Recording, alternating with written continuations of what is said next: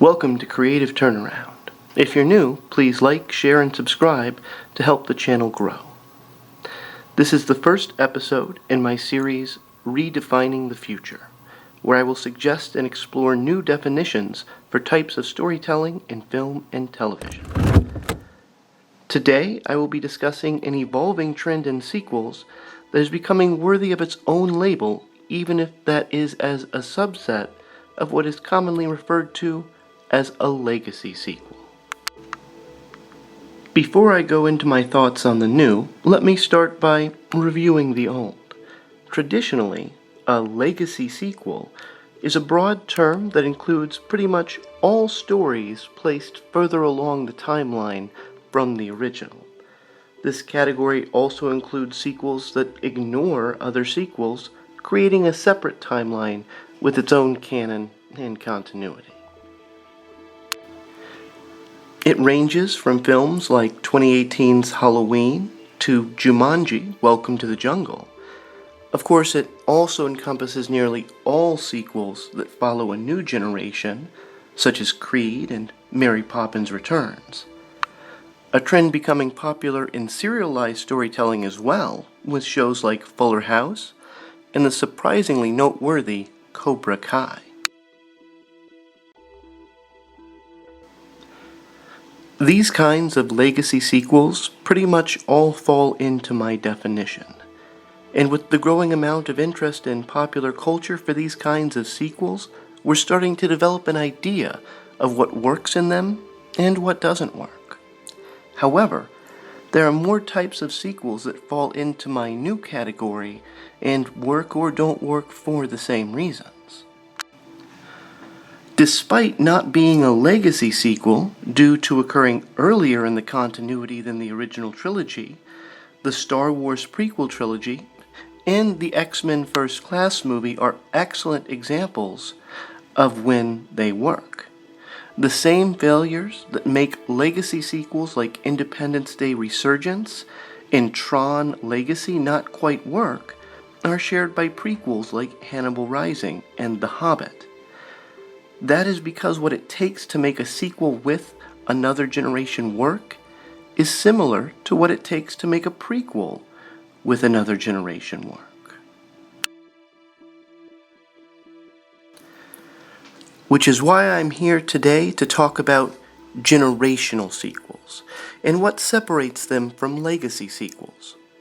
Of course, being an opinionated geek on the internet, I'm also going to talk about what makes one good or bad.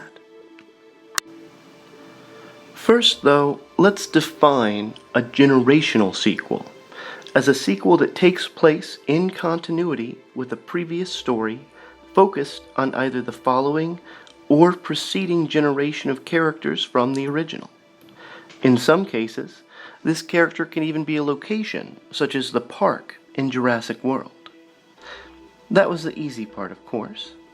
But before delving into what makes a generational sequel good or bad, I want to discuss why they have gained so much popularity recently. Many simply blame nostalgia or corporate greed that's capitalizing on existing properties to minimize risk and make money. Some like to blame fans for wanting fan service and then also blame them for not liking whatever continuation they are given, regardless of its quality. I feel like the idea of blaming anyone for the growing popularity of them is starting off on the wrong foot, though. While there are many bad generational sequels out there that do a disservice to the original stories they are built off of, there are also some incredible ones out there that expand on them. Sadly, whether or not a film is profitable is not quite the same as whether or not it is good, and some bad sequels are still quite profitable. As sad as that makes dedicated fans of the original over time, the loss of their support will kill a franchise built on appealing to them. That being said, it is important to note that a generational sequel is always meant to appeal to the dedicated fans of the original and not just the general audience. What these sequels are really meant to be is a way for both dedicated fans and general audiences to introduce the stories from their youth to their next generations. Whether it was taking your kids to the theater for the premiere of The Phantom Menace, or sitting down in the living room with your kids and putting on Fuller House, sharing stories between generations is a core element of our society and part of our upbringing. A generational sequel is meant to be a bridge between generations, not just on the screen, but off of it as well. When you understand that purpose, you can avoid major pitfalls that have consumed and destroyed some franchises. So how do you build a bridge between a classic story for the previous generation and a new story to engage the next generation? Well, the first thing time has started to show with clarity is that a general disregard for and disrespect of the original story or its characters does not work. You can explore greater moral complexity than the original and show that the original heroes and villains aren't as different or as clearly right and wrong as we were led to believe if you do it as gracefully as Cobra Kai. You can even turn the former protagonist into a reluctant mentor who is down on his luck and past his prime, like Creed does with the character of Rocky. These stories invite the audience to feel and identify with the characters through their understandable failures and losses, without changing the cores of those characters into something unrecognizable. Sometimes they're basically just a remix of the original story, pretending to move things forward without actually expanding on the world or the characters meaningfully. Even when they are financially successful or well received as a film, they can fail at being a good generational sequel that tells a new story, bridging the generations together. You can remix the original story elements to make a good generational sequel, as long as you are clearly moving the world and the characters forward to explore new concepts and themes without betraying their past. Even when it isn't financially successful, it can be a truly well-crafted story that expands on the old story as a method to tell its own.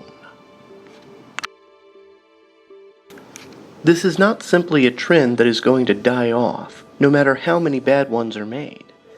Nor should it die off. We live in a day and age when access to the stories of old is more abundant than ever before, and the ability to watch classics on demand will only grow with time.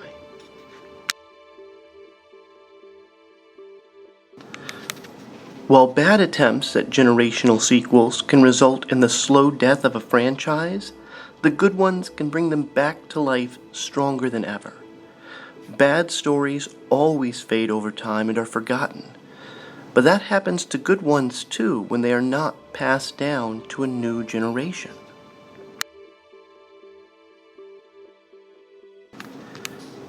Having a generational sequel to help bridge the new audience to the old stories can help make them eternal, not by deleting the history of the story, but by continuing it with respect. Many of these types of stories are coming our way in the future, and I do believe it is important, as dedicated fans of some, and general audience for others, that we support the good ones and forsake the bad ones.